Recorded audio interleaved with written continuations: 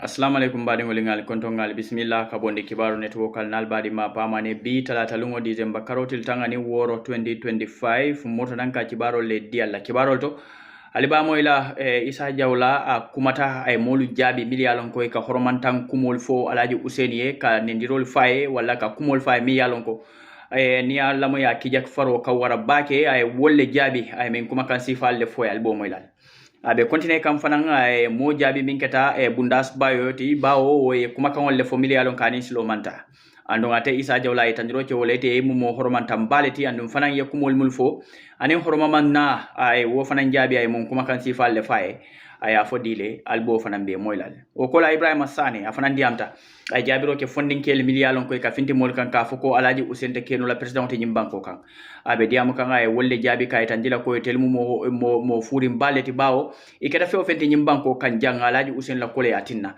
andon fanan abe limane ndro kila ko alaji Ousainou ne man fo carte fayla nyimbanko kan e kala carte sunyale Ibrahima Sane adiamta ay mun kuma kan sifalle fo anda o fondin kel jabi mun kuma kan sifalle bela albo fanan be moylal beduno ka cal kono ngalla moy nga kumol mulstable butun si moltentu ke jayi ke nimbara milikantel la moy banko kono ni banko bantalal nal badi ma pamani la baraka ba jalla moy ko ni mala yo alaji etele nyin audio kinan alaji sai fanan na kul de be tambi kanne de bawo sai eketa audition te ba Ousainou kuma kuno fota dawoda sai fanan be bula ka molle kono men ka wo audio janjande because wo kuma kurun men be fo ka ba Ousainou ma wala diate tuloy bari de dunia del kili wo kilin kammen duwa almu alembe so sima yala kambe so jata kende yala andung be kammen duwa wala mu almu alembe ki sama alifaliti kadu mo buka duwa fondin ke maifa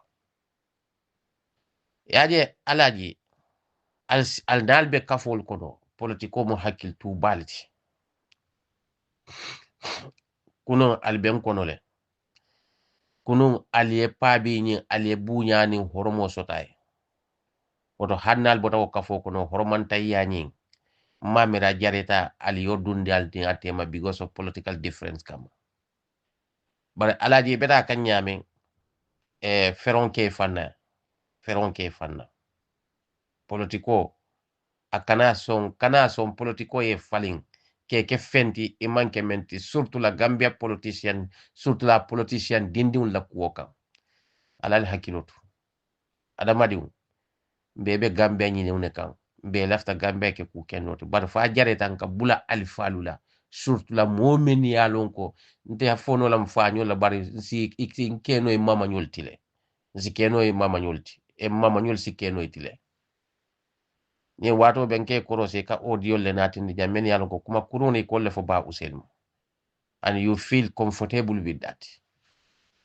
comme mbo fo ketele kunu nalbe ku kiline ando adamadi kunu respect ko membe bulu kana son woy politiko ye falling ke fenti manke menti politiko kanila adamadi ya twikti taybulu politiko kana kuluo membe bulu ka taybulu politiko kana son daji ko membe la ya falingela kana son ala so le fono e alaji adama yo flanjam bena kan fo seni Budas Bayo lamu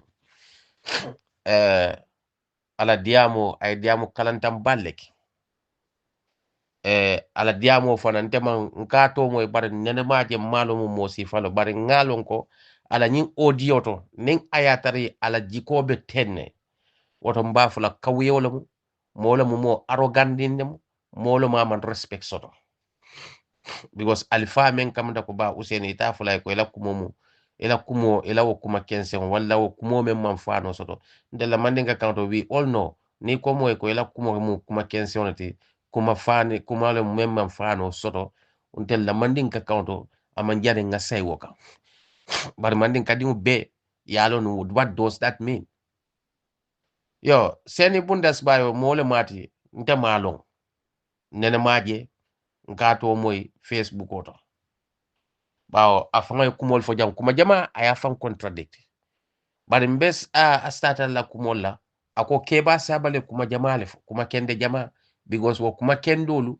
wal ay wo kuma kendo men fo ate molje koteke but because of ay kuma le fo kafo ko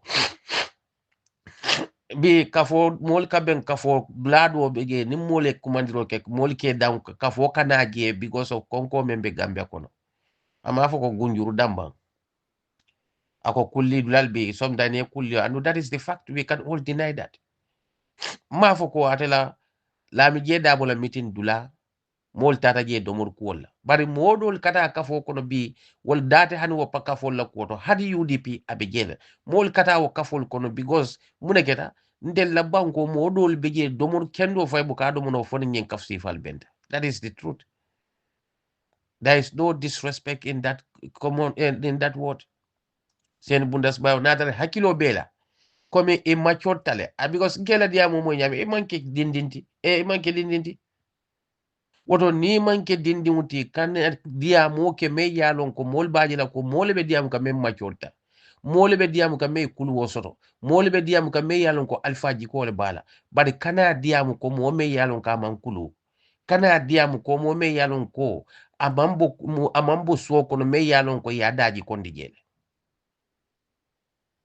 yalon ila kuma jama bi sen Bundas Bayo iye fan contradict bakel iko nyo saba membe keren gambe politiko kono abe UDP ni nyo jabo be UDP ni NPP ntel damba ne katula nyo jabila me yalon ka man sense aman gambia di nafa fenna yo iko UDP ni NPP ntelle katu nyo jabila ntelle katu diamol fula atel la party leader lami jedabo ate mo respond la ate akadiamu gambia la kuola ko membe gambia toraka bari ite mo kilo nata fo ko e ko ke ba sabale kuma jamal foje me yalon ko wol mu kuma ken dolleti amanke ka mo jabiati okay folo ye fan contradict jande wala mu ko e ko UDP ko wolle katu ñoo respond la bari ite fana nata e ko atel la party nop wol man na pour ka mo respond bari ite fan folo felenti ye fan contradict because you come to respond ke ba sabale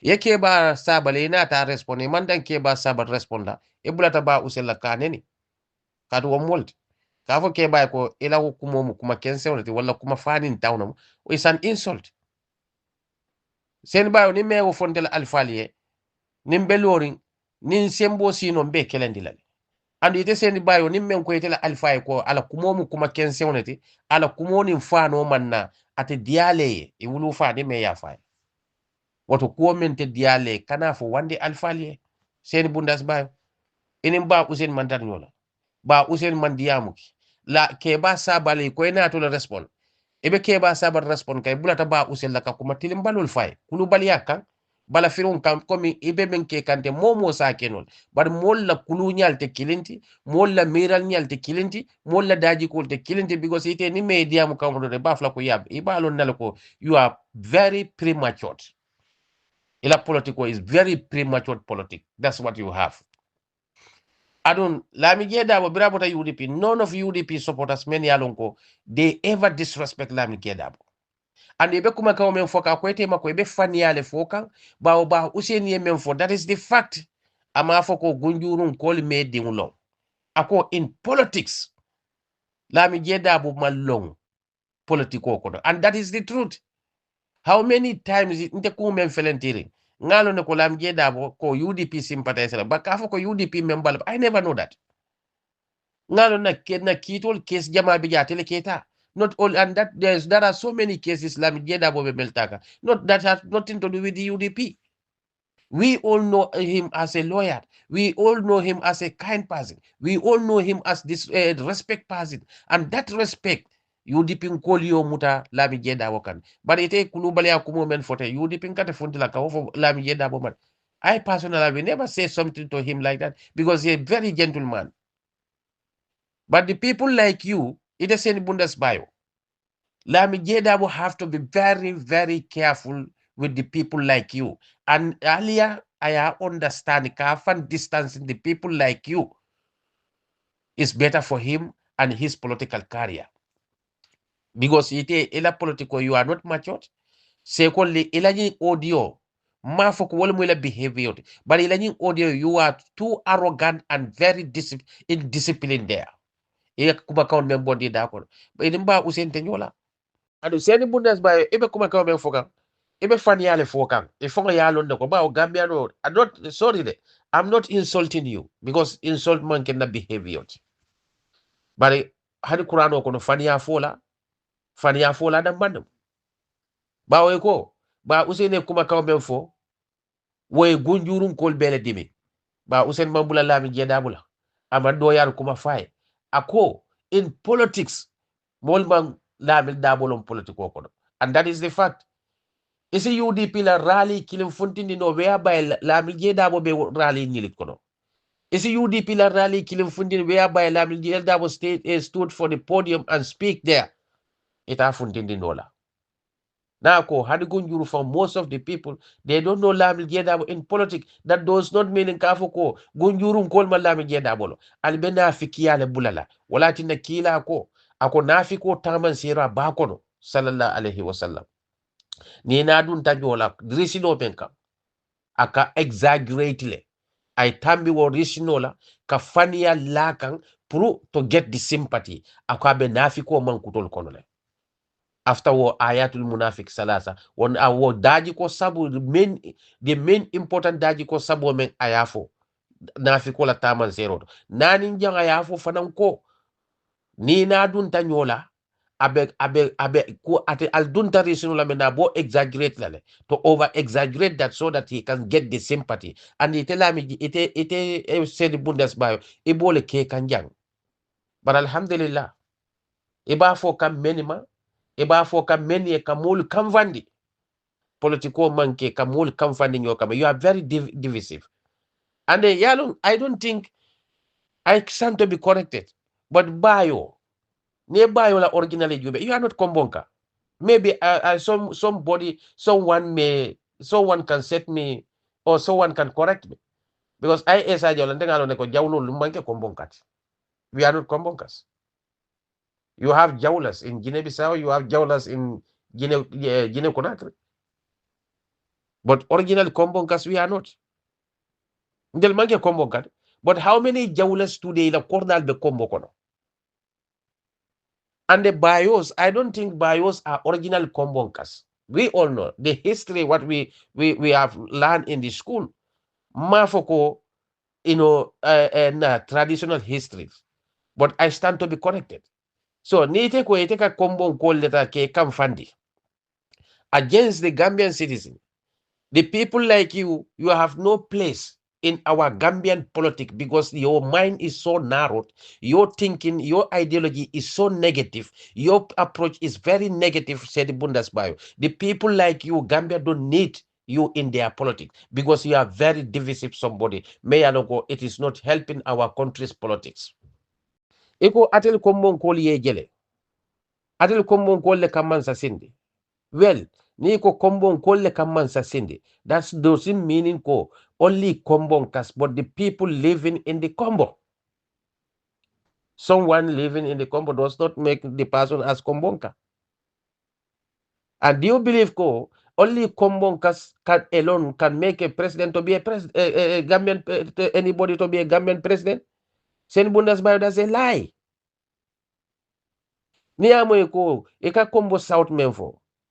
Badi bun kol bondi jebang kiam kol bondi jebang ye you arar kol bondi ye ye nyomin kol bondi jeba ya you be how many real kombonkas will be left bare alam main le narotsta instead ale banko dun ke kilindi al bal fam fenke kay ko loya Ousainou Darboe ha biro nata kwale sono ko nay kombon kade al kanyin nare and you are not the only person who puts this narrative. I hear fenke fanam ba fo kana how to call it this guy atodu Fatu Jaumani ale fanan be ba fo kan atel kombo ko le buka palaso di yalla buka fe ko it's okay our man right to demonstrate that last time la bi jedabula interview Fatu Touré ker Fatu fane nyim fole ko handel kombo ko le fanan sai mfana nyanta parti sotolale and I write there on the I wrote on the comment section that Kadiko is so disappointed something like this coming from Fatu Touré. If we all say ko so if we all tell be ko kombo ngol nyanta la parti sotolale basem ngol nyanta la parti sotolale jara ngol nyanta parti sotolale badi mun ngol nyanta parti sotolale when we see ourselves as regions how can we develop as nation There is nowhere in this world. Berlin is the capital city in this country, whereby the end is for the German lab, where is the biggest population in German. It other city was in German Berlin the population of the but they never present a presidential candidate. So what Alexander ite ko be Sweden le. Sweden. Ite ko be wallet. The Swedish will never speak like this. Ado ni tata molia ye ku kendo meje de fan emulate wo ku kendo la. Ye negative to meje distance yourself from those negativities. Anabadi kendo kama atende. But in that ko e can divisive politically play. You are not going to help Dabo. You are not going to help Lamije Dabo. Because he can't be fatul combo nkolu ima palaso diatella. Nali ko combo party. Nsafo niko combo party. Because I know combo cast will not listen to this divisive politics, said Budas Bayo. Because you are not originally combo. Maybe I might be wrong. And I stand to be corrected there. But bios, I don't think if they are original Kombokas.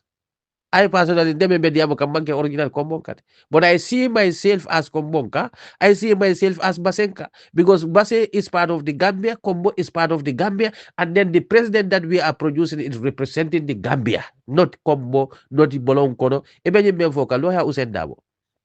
Nyani Nobo. He may got oppositions there. Nyani Fokono, Baro Wintajere. So ebenye memfo kante kanafiki yake kamol kamfani ka Ousainou Darboe kumo samba karala ama samba karo menda just to get the support for Lamine Darboe. I will advise you to distance yourself from such kind of divisive comment because it is not going to help Lamine Darboe. Because Lamine Darboe need the vote from URR. Lamine Darboe need the vote from the Nyani constituency CRR. Lamine Darboe need the votes from the Badibu, from the provinces, not only from the Combo, because Combo alone can never make anybody to be a president. And no region in that country who can make who alone can produce the president. Woto ale nafiki albula. Atul mantar banko la kuto de. Atul mantar pre alas personal selfish ego soul. Al calcul le dun de politico kono just to divided innocent Gambians. Nigo Kombo le kambansa sinde fine. But how many people are living in Kombo? They are not Kombonkas. When they say the majority people are living in Kombo West Coast, go and check by yourself. How many people the people living in West Coast who are not originally from West Coast? It's many. So seni Budas Bayo, open your mind, clean your heart. Yebo unnecessary hatred be use okono. Nga mete ko itebe UDP sanji jole. Iko Darboe yalo na kate ate kele president. Darboe malo. Wallahi Darboe malo kate kele president. Sen Budas Bayo almu alem beso hakile nyi mala. Almu alen ni beso hakile nyi mala. Ye dunia kata hakilol. Eko sanji jole ateli gunjurun kolbe UDP noma. You talk about yourself. You are not representing the Gunjur. Ilanyi kumakao. You are not representing Gunjur. Because ibe Gunjur memfoka wo itenyan talo naloko Gambia be badin kile. The Darbos in Gunjur, they are Gunjurians. You got Darbos in Nyani Dobo. These are all the same Darboe families. You go to Burfutu, you have Darbos there. So your ignorance, because the Darbos, when the Gunjuru Darbos went to the Nyani, they see themselves as part of Darboe Kunda family. Because these are the same, they're all from the same big trees. And they still see themselves. Darboe Kunda, Gunjuru Darboe, Bansan Darboe, Dasilame Darboe, Kanabula Combo Darboe Fembeje from the Brufut to Koina. These Darbos are the same families. So ila ignorance ikole express. Itela desire ikole express. E sondomo kono membe baborinje ikole express. Because B ni tata Darboe Kunda family la forward. Ite buseni Budas Bayo, you are not part of it. But Lamine Darboe is part of it. woto ni ko ebe bulala lawyer Ousainou Darboe la drong ebe bulala Lamine R Darboe la Lamine J Darboe la I always say Lamine R Darboe ni ko ka bulala lawyer Ousainou la e ka bulala lawyer Ousainou Komo la ebe bulaka Lamine J Darboe la because these are Darboe families many yalo ko they are all the same families sen Budas Bayo alal hakilol falling alal sondomol falling you don't need to be the same political line with the people but that respect should be there bawo ite ko lawyer Ousainou Darboe yalo na ko atekela president say bari foyte mu alalete lawyer Ousainou Darboe yalo ne lawyer Ousainou Darboe mala atekela president wallahi na yalo birin 1996 ko atekela president abanjere ay birin mol tata no malum menna bawa fawma na ya fanke kon telemo alinke president fo mol le tata no manata akoy ko bolle nata kay ko lafta yake president lawyer Darboe Lamine J Darboe tekele Lamine J Darboe le em sort to be a president but the people go after lawyer Ousainou Darboe ama fan natin did ama nyim palace o nyining woto there are so many thousand candidates in that country they can never be like lawyer Ousainou Darboe because a fawma na ko mole ko alinke president mol le tata anoma nang e kay ko lafta ke president so wata malon ko abe ate keno la Gambia president katun ala la kuolu adamadi o malo meme adamadi una destiny to nobody know only Allah's know so biri te kita ala la position o ko lawyer Ousainou Darboe te kala president ando a fam fana yalo na te kala president ila wo mu faniyalti katu Ousainou Darboe malon ko ka te kala president ni te yalon de alhamdulillah bar ning ayatari yalon ne ko fanan ite ka sama ko wollon ne membe kala president isa fo Gambia nole then we can save our energy then se start capaz amari nyinta ka advice nsa amari nyinta to build the person so that tomorrow na amari nata as a rightful president for all the Gambia for all of us sen Budas Bayo nkela kuma kan do fana fo is a very arrogant word lam iko bring ba Ousainou ala lafta Gambia ma koyla ala lafta Gambia ma koyla ay ba Ousainou mutala ya fay kaso kono akata wala tina Gambia ko ning ayatal no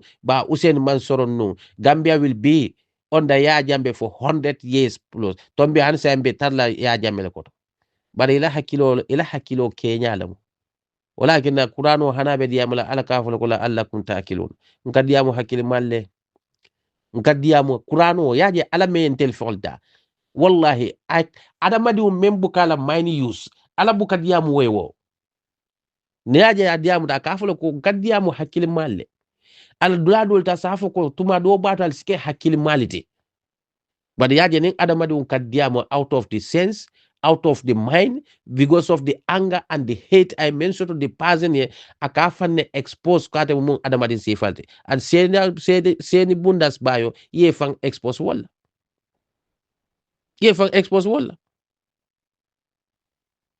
because ite be men fo kanko lawyer Ousainou Darboe wala ta kasola wala tana kwale sono bari ila hakilo maje no ko alay kuma kawo men fo inna makanna fil arda lahu atina kulli shay'in shababa fa attiba shababa alay nyinef bediam ka hakil mallede I am addressing you seni Budas Bayo ila low understanding and the anger in you and disrespect you did against lawyer Ousainou Darboe amam fem foema amam fem kela inata keba sabal le respond and Keba Sabal didn't say anything wrong, but you want to use that out of the context to gain the political support or trying to create the hypocrisy between the citizens. Many along kontelem bakilem fakilont. Atul found manke kombon koli e kairot. Gambia di wording, eketa kombon kalete, eketa basen kalete, eketa dawodan kalete, abe. I rise to the kake Gambia le president. That's up to the Gambians. Not as individual regions sen Budas Bayo ego lawyer Ousainou Darboe no manta kasola tombi Gambia be ya jambe ko bari nyina ta ko lawyer Darboe nyol la kilo wala tinna ko Gambia fana mbota ya jambe la marlo ko kaatu nin selo sande nyol man funti solo sande man fa ba Ousainou ta kasola ko bari solo sande na fa nin keba kendo a wulita amala e jube sen Budas Bayo where are you iten intendel be min in keba kendo a wulta ako sanji taworo anilula be wolto ite be sirin Sweden Stockholm you are enjoying all the good things ebe la comfortable zone to ni mano yala korda kono filige ala on the air conditioner yo be filige ayala musul to sirin korda ama madun bejele diwni balbul abulle he could have sit at home and enjoy his peace and life and ya jambe will continue rule as you said but amobek ako injustice leketa batu nga fundi ngata kelola niaje ko ala subhanahu wa ta'ala ko adamadi ne ko lawla dhifa'u an-nas ba'duhum ala ba'din nin ayatar modol la kata kolte la kelolte la kende yalte against modol kannun comme ba usen na nyoni la kende wala Gambia bonde but ungrateful people like you will never recognize that ala ka sababu leke la say in kamilun illa bi sababun fende kamal la nyin dunya kono sababu temenna Mandela tata kaso kono le to free South Africa Mandela andun kamo soron amanke kasiti ye ka adamadu soron men ka wala mu kasoti bar soron diro manke kasiti de adipende ye soron mun dalilal ka soron diro man folo ba usen la ye waliyol soron ne ye sahbal soron ne ulama Abu Taymiya e kamen moy bi sunniyal kala kol fo bak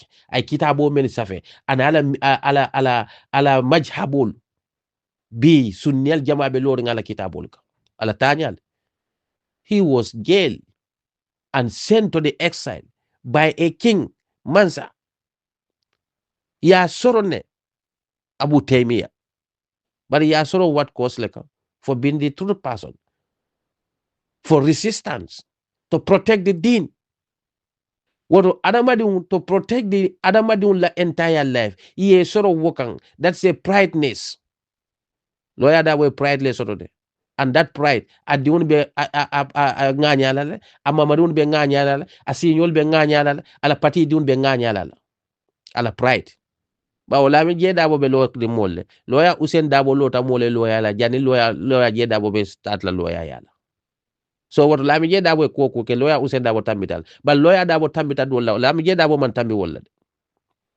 when the people were fighting dictatorship where loya je dabo ma fa man kata ko ke je ma fa man kata ko ke je de bari e kuma ka men fo ba Usain mangalo nako hani la mi je dabo ata dialaye walakin the people like you Lami Jedabo should distance themselves from you because you are about to destroy his political career. You are about to destroy his political journey because you don't regionalize the politics. Ndeli kombo nkolu, ndeli fanamba make solale nga mansa bondi nkono. Well, do it. Yalo Adamadu arrogant hani tubabu jang. Yaje most of these Nazis, most of these racist people in Europe here, they are not originally citizens of the country. So many along ko be racist yala. German racist also totally. Bari jang luntown dol be janyin koy luntown especially like the Turkish soul, ni Eastern Europe, they are more racist than the German themselves, and they are more arrogant. There are people men kefan call Kombon Kolla. We know the hostilities of Kombonkas. Nobody can fool Kombonkas. And nobody is there to fool Kombonkas.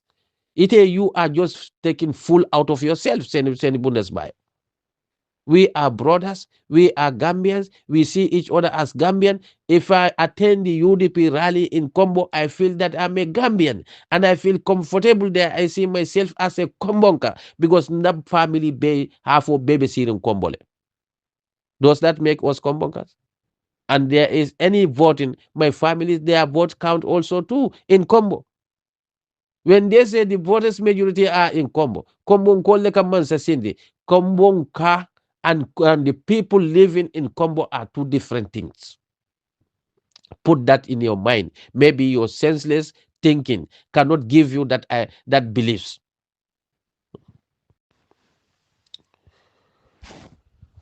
Lawyer Ousainou Darboe, bile te ba fulako. Bile te ba fulako. Lawyer Ousainou Darboe la selfishness. Wayalo nata kila president. Lawyer Ousainou Darboe malo kadu alatati. Alimul khayb. Londo kunu kundu lonna. Ousainou Darboe manke wotide. Alale moti. Ando president ya mu dunia dunia har yewlet arrahman ala ko ala rahman aya adlandi mo bele momo ta momenti basotolal ko jannibe fala lumen Nabila Ibrahim abe dingu sotola dol ko abe 97 years dol ka abe 95 years when he already give up a dingu soto so woto adama dingu haraje o dunia haraje o mo buka fo kari tenyi sotola ning ite mari manke mo arrogant you don't say that kadu ni te ko kari te tenyi sotola that's meaning the destiny of that person abe te bulole kono woto itele kam mo la destiny dila woto e be men noma wo ke president o sai lam jeda bo tika yake president 2026 ning ayatare adama du la destiny betele bloko ibe men ke ka you are not helping lam jeda bo because ni te ka fo kontelu kombon kolu ndel fananten di fayda alon ko molle fanan be bade bo men be UDP kon molle be bade bo men be lam jeda bo noma molle be sotola URR men be talla noma molle be talla sat banko kotol to men fanan be talla lam jeda bo no men manke kombon kati so don't regionalize the politics. It's only ignorant person. Well, can tick regionalism come. We are talking about Gambia. When Gunjuru developed, the entire Gambia developed. The suffering in the Gambia, not only Kombonkas, the entire Gambians are crying, not only Kombonkas. Saint Budas Bayo. Altani hakilola. Anamadi ukana so yeke sumbumbuku mu umuyo fahulairi un. Isondo moe suki konnante yala. Isondo moe fin konnante yala. Foi buka tonya jeno molla kata ko you trying to belittle them. Yes, usenda bole ko. Ama for Adam Baro e kana jide. Yalung what I'm seeing, some of you alkadiamu out of your sense because Allah hakilolu ba sorondine tag alkalte tonya jela because konnante abe fada sondo mo kono UDP la koto aninda bola koto. I still stand by my word kafoko nyem mu daboti de ndewo fola na atare ntele mu daboti even though I'm a constitutionals bawo birimol be agreement kela dabo mantarje loi wol many agreement ke yalo loi be yele a including Adama Barrow ayalo nako Gambia la constitution ko 5 years Adama Barrow could have stand at that position kafo mole ko no I will serve the constitution mandate but he didn't do that he know the constitution is 5 years he could say that I'm going for the constitution but he ignored that and accept the 3 years and I still stand by that. Since the beginning, I say this, and Esa Jola is still stand by that. But for Darboe men for Kasilemba, Kafoko constitutional call 5 years. And he never asked Adam Barrow, don't step down. Darboe Adam Barrow Yamar Kujol Bangala. Bare yala benyum kunta ya kumol men foka dabo la nata alka dabo la di kende yala nyitande ba onin dabo kili ye control soto over the entire 7 or 8 political party coalition he alone come and destroy that what alkala din kende yala for Gambia di katil atel men be coalition ko dal mo fuuru let ba mo kun kili alka man kyanyal no nata coalition otiga which kind of human you are yo ngoro alaki ala kikira nge konto be la nyin sign selte la nyin audio ka yalo mba ay ameta le kardandan koma bire mbemba bota NPP mba ay audio bula de ko men fele mba call personally mba ala no batembul bari bire yala audio natin di jang dia mutala ala audio la kola nkaye ko mba ay politiko be jele bari family ko fanan be jele in dunia you don't compare anything with family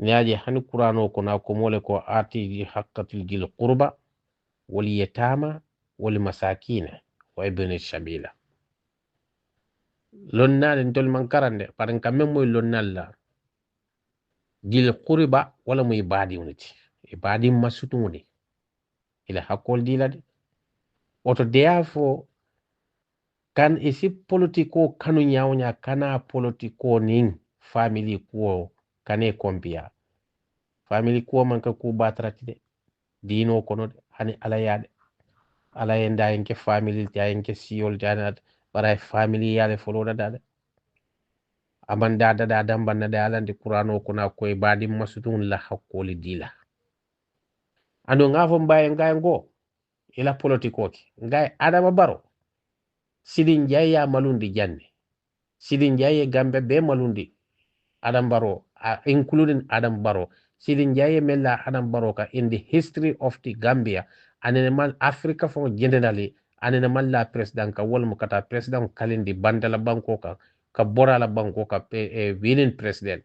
Nka sidin jaye me ya cause bi Adam Barrow yo sidin jaye kala right hand leti ko because a badi unomo. Je ning Adam Barrow si sidin jaye accept ka badi unomo.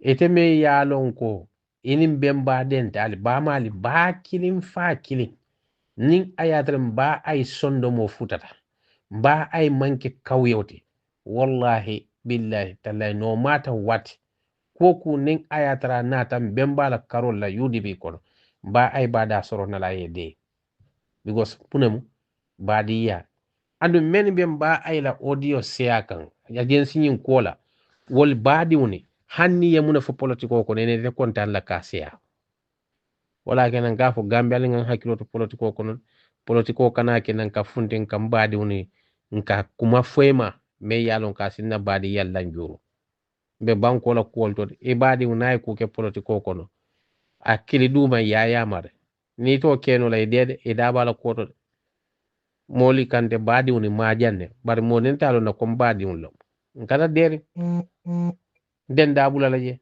nimbe yamar men kenan be killa duma le ngafa be tenabe silent na banta bawo jannin politiko be nan teno la badi yabe kerene brinte wuluta o badi ya nyine kono so mune atinna kon teben dadu na o badi ya to fokku no bena ella dulaje barim bayi alla nyim baya sonno mo man futa wallahi kumu dun kutole mati politiko kono meni ba puskan wal anyabe wal ni badi wal lanene ta mo la wal be dadu am lay badi nakol mbayi manke mo foloti mem badi un be different political party kono mema nde felende ndoko mabe politique ndo mabe NPP le me yalon ko be korda bakile hanni mande bakile fakile bari ndo ma kono to la bawum fal dentale ba jumande nan nakumo mola respect ko membe hani politique on nabuga kacha no tambe da His Excellency Honorable Lawyer Ousainou ANM Darboe, party leader and Secretary General of United Democratic Party. Aliya kalamutale ko abe banku yayola kabo banku kabo tundu kabo sate kata sate kabo region kata region afudara URR kolma dame anga bentundiri bakala na URR telefone fosta ha URR ko tele fosta ha ni abota URR dun dajimara kono kata CRR kol fana ngajele do ko menke ha basen ko le do ko men badibu kiyang elaral fana kunu ngajelo fana do ko menke Ousainou Darboe nin to abe ngamuske ba doje nyamina soto koy akoya funtinde alaftala Ousainou ANM Darboe je adia mu kanto ngame mo ala odi ako mfamate la famo kita akay alabe sawo kile ni banko kanne mbo message o lamoy kay feel something wol duata feofen na alabo kila o muske babe bola suwo kono chakano la kakata Ousainou le ya ali amira mo wol mo kense on wol gol dajo topi o dajo be jalal wol men dani o manke ka tarifala moto bala ka fay memba kono muske ba kanole ya futandi wo bala kodite ha so wole bije UDP ko dal Ousainou mu nimen kale ko amanke winin candidate abe fani me ya fayo fanan be fani Ousainou ni mamboy ni banko kay kara sunyale adun politicien tan ni banko kan membe daraja la ka Ousainou bo sanyi keme a politicien tan ni banko kan politicien tan ni banko fanan kan me alon ko ila patio dun be loyal kasi me alon ko fana be ni banko kan la amani condition la enem Darboe okay ha wala kabe banko yay kan hanala kafol neje banko alfal banko lalumol kute sidi la mel ko ma sate to wolle karajia wolle ka fa be ikani wolle je ibe fundin silo kay be lo rale amira wol benin chakanu no nal kaje o ke balle te ku kalama atelle te ku kalama ali amira la nen chokin no nalo jale al kansidal kontel le karanta ndelle benin banko bo lal be barakantan kumu ni me opportunity so do dron o ada muta ka fa wol muta ko te ku kalama atelle be ko mbatele barakata wolti yemen tar dunia atilo benda wandi tilo fe ay karanda wala benda atilo fe inare tilo benda iko etede ku kalama ntele be ku kalama ko etede ala karam mon al fata kebal al kebal bu nya sama nal keba da sale bunya ali nyai keba le sama be nyai lale ali soima sama be sonnale wala manne kan ka fal soma alin sokoma wala ma alinga so nyoe alin tili alinga tili nyoe ka alnumbara alinga mbara nyoe alnun su walinga su so nyoe nimbe mandin ka kanganet mel yalo a konton di robe nin kotole nata ha so membi je wala mu alinga son kebale sama be son nanyel alinga ndoku e sama be doku la nyele ha iba fola kebara fo sama ite mala keba yala ba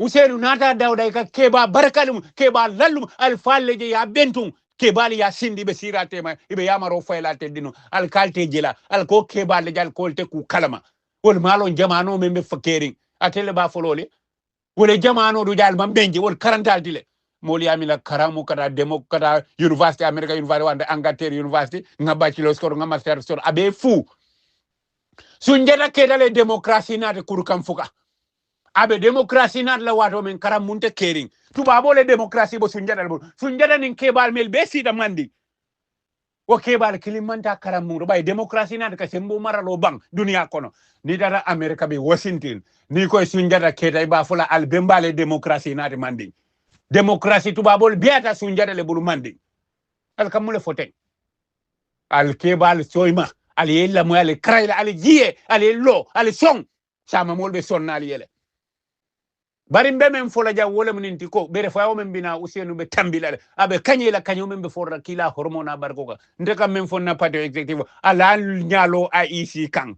woto man jamfa ko de ngobula alabo be nyalo AIC kan ha woto man jamfa ko de be alabul mol sibula Ousainou manim banko kan mel ni man lafi Ousainou kola abe kila alaba kila hormo kam abe kila jan nimbere fayo mol sibula Ousainou noma al telema mira melbe bulala no manim banko kay bulala no manim banko ka alaba kila horma bal alaba kila nim banko kam be bajela kila hormo kamba Ousainou ta kane ko ma fele memman hani wala ka ko ma fele abe silarin ko man kola kana ko ma jibe ta melbe ko ma yebole la min sane be janna landim be janna yankuba dabo be janna nta be fonol yakumba jayde kunu e panelist so kata kacha politiko la atele tata Ousainou Darboe represent kaso kasi Ousainou la siran kanje jonne bo jila yola karamure chakani moti yaje ko be chakanola so men folale wolo mu altilal la hajola bere fawo men bina Ousainou be kanyela de kanyo men be forla ko be te fola do barali nga kata dumani nga ko be tu alabulu ha mo bukafu ala force ake ha banna pare da men kela mo fana buka fa te kela ka kele nyamala la tilbulo fente bolala ha sombe men folale wala mninti ko Ousainou banko murumurunka adiata me ala wato le sita ko yata me ala wato le sita men ka ke alinga kale ulo wato kana ke banko kan kore bere fayna ala sajibe ha ni ala sonda abe kundala reba fala Ousainou lebe ka fombe te baluri wala lady bi Angleterre ko nyeni Ousainou ketam man sade be sola suke ona kirike ola kadisha ne ko nyel Sweden be sola turana julola mbemba darame faraba akonye ko mbeso na ba ko na julo na wolo be konto na wala wolo mbesi la chonchum suke ole ka nimbida Ousainou kalen la pipeline ha na diara me wolo kidi mun ko ba faylale sando foya fo aka nyenda sila wolo mbesi la su mbeman nim para wala su wol mel yalon ko ke pare ni safeola ni la banko re tuje no bukata kele la bukadi ba ni wulta ilo da nieta ikata la idea la muru idea ba dinni man nim belong nundo su kendol ni bida kele la ke lale ni balanda ni kanata bar suwolu kotole bala wodu mo suwol ni jambaro le tada suwol ni kekendo le tada kilari suwol le keloke kekendo le fanani kel suwol le keloke jambaro ni suwol le keloke wala na su ko manke chakan kut janinde ka ko gambia su kewna kiri kewla be mbulu gambia ha so mbemmen fulale wolo ni ber fayo men bina amande kala chakani ber fayo wala nan tela diamo bu kasiya bake no ndadi ya mo man siya bake ko de no ate se ka siya o abe siya mun ha sabula memben konate nya fola bete fola ha bare alaman no sila ber fa no ba janni ber fa o ning al simol je Ousainou Darboe no manim banko kan wol ni man la fi Ousainou ko la be bulala no manim banko ka be ba jela ha ngombi daka kambinada ka fodo be fantela le ha yo mbadi ngol mbele ko mol moy mi yalon ko le fota nga moy fana nga fota nyaminna nga isa jawle la kuma kawol moyle ay seni Budas Bayo jabi minna ay modul fanan jabi minna ka tentu ka jeyi na kuma kawol fanan moyle Ibrahima Sani ay minfo mala kumol sahayata kende ata mbaden be tentu la ke jeyi ke nimbara ila kumol kende ata sahayata yo mbe min kala do wolen kamol be tentu ke jeyi ke nimbara mul yalla wolle kala moy ka bonni banko kono wani banko fanan bantala alnal badi ma pamane la barka ba jalla moy kunima